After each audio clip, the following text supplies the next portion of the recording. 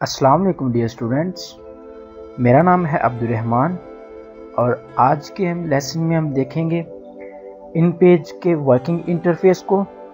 इन page में नई document कैसे ओपन की जाती है और इन पेज में टाइपिंग कैसे की जाती है। तो चलिए स्टार्ट करते हैं हम। उसके लिए इन पेज को ओपन करेंगे।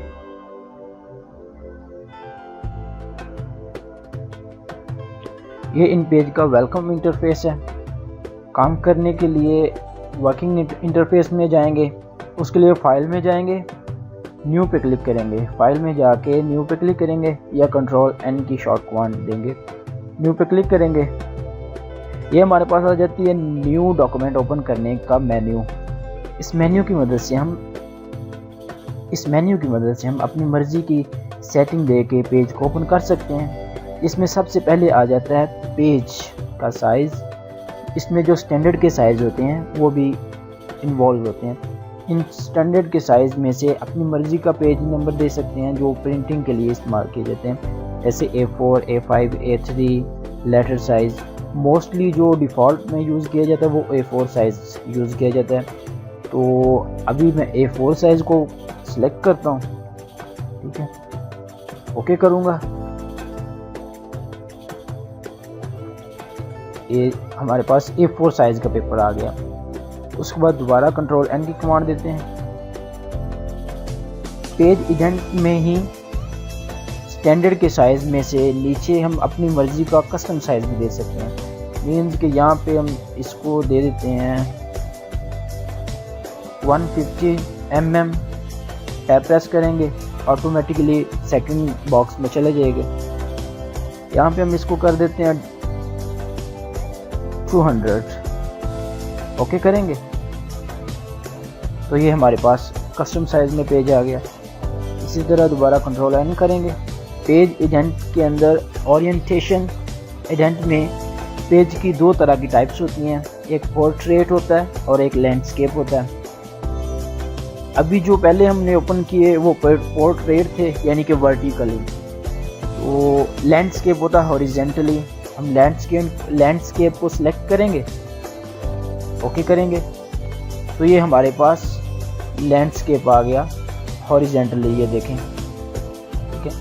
इसके बाद दोबारा कंट्रोल एन करेंगे। पेज इडेंट्स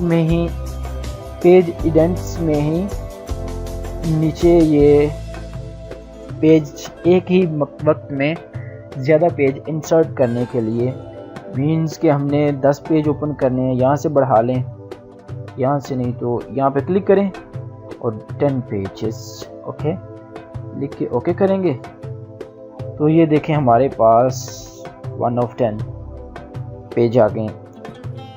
यहाँ पे हम नेक्स्ट 2 आ गया, 3 आ गया, 4 आ गया। ये इस तरह हमारे पास ज़्यादा पेज आ गए। इसमें इस ऑप्शन की मदद से हम एक ही वक्त में एक से ज़्यादा पेज को इंसर्ट कर सकते हैं।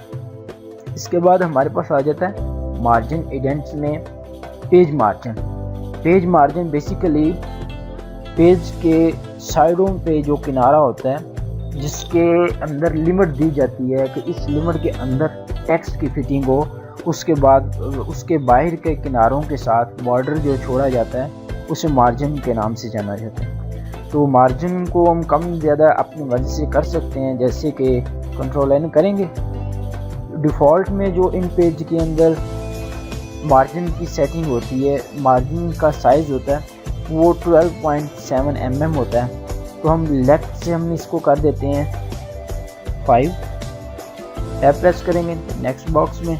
राइट से हम कर देते हैं इसको 3, टॉप से कर देते हैं 2 और बॉटम से हम 12.7 ही रहने देते हैं, ओके करेंगे तो ये देखें ये जो पेज का मार्जिन है, ये देखें टेक्स्ट एरिया से पेज के बाहर के किनारे तक का जो फासला है इसको मार्जिन कहा जाता है। ये देखें टॉप से 2 हो गया है, राइट से 3 हो गया है, लेफ़्ट से 5 हो गया है और बॉटम से ये देखें बॉटम से 12.7 mm ही रहा है, ठीक है। उसके बाद हमारे पास आ जाता है कंट्रोल एन करेंगे डायरेक्शन। टेक्स्ट डायरेक्शन, मीन्स के टेक्स्ट को दाएं से बाएं लिखना है या बाएं से दाएं लिखना है। तो हमने डिफ़ॉल्ट में जो होता है वो राइट टू लेफ़्ट होता है, मीन्स दाएं से बाएं। तो दाएं से बाएं करके ही हम पेज ओपन करेंगे। तो पेज हमारे पास दाएं से बाएं में already right to left already open है। तो इसमें हम टेक्स्ट टाइप करके देखते हैं, हमारे पास रियली हो रहा है। ये देखें,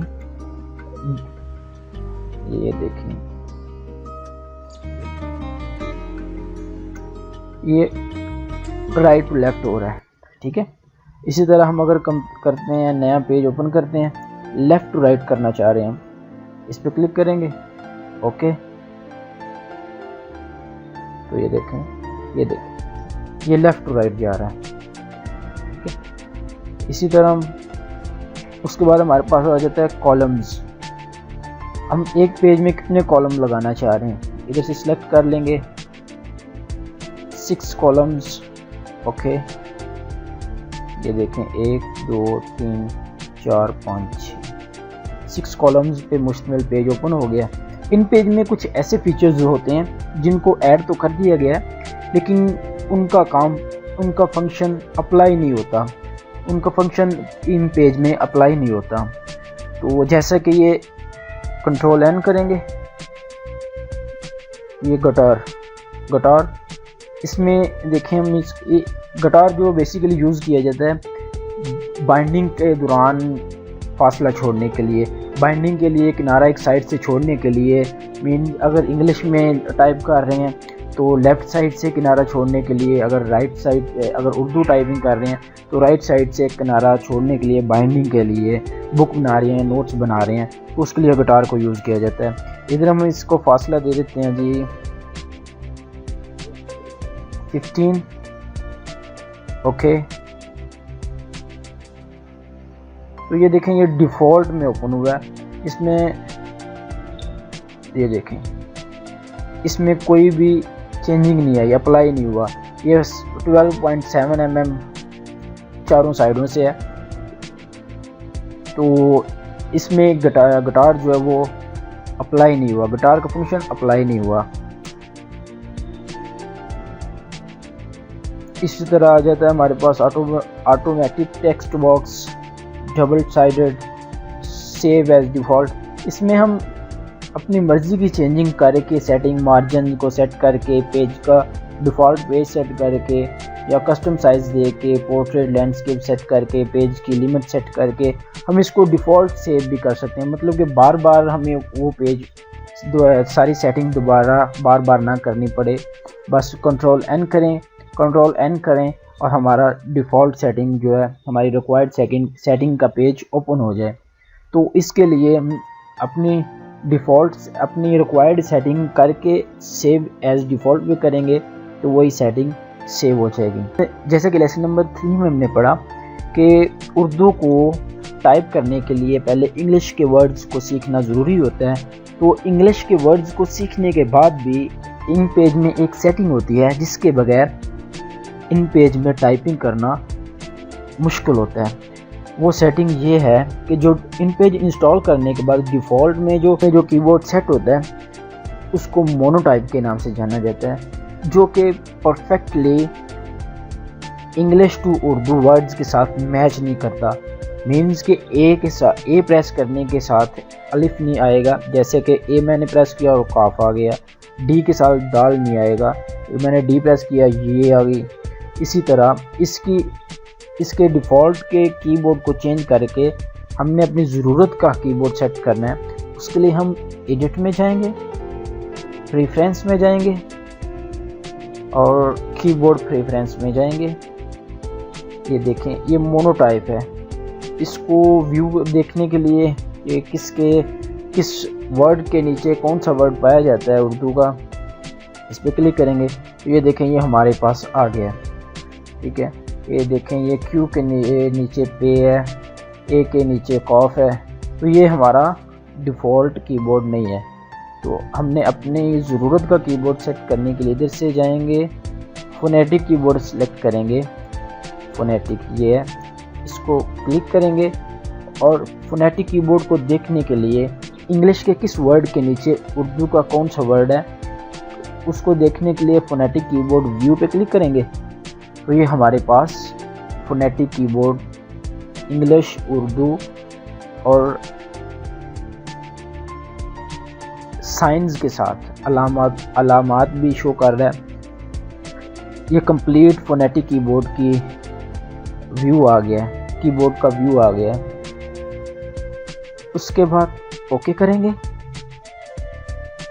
तो ये देखें, हम अब टाइप करते हैं हम कि पाकिस्तान हमारा मुल्क है।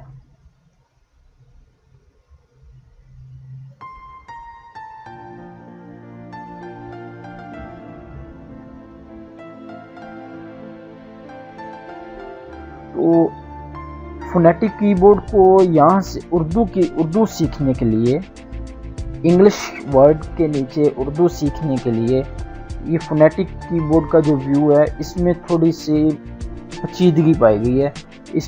इसको समझना थोड़ा मुश्किल है। इसके इंग्लिश वर्ड के नीचे उर्दू के वर्ड्स को सीखने के लिए एक अच्छे व्यू में गुज़श्ता लेक्चर में हमने एक पिक्चर देखी थी, वो आज दोबारा दिखा देता हूँ मैं।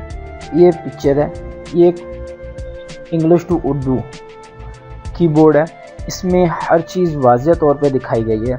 इस बजाय इसके कि इन पेज में बार बार प्रीफरेंस कीबोर्ड, फोनेटिक कीबोर्ड को व्यू करके देखें, इसको एक प्रिंट लेके सामने रखें और इसके प्रिंट को देख देख के टाइपिंग करें तो टाइपिंग में आसानी होगी।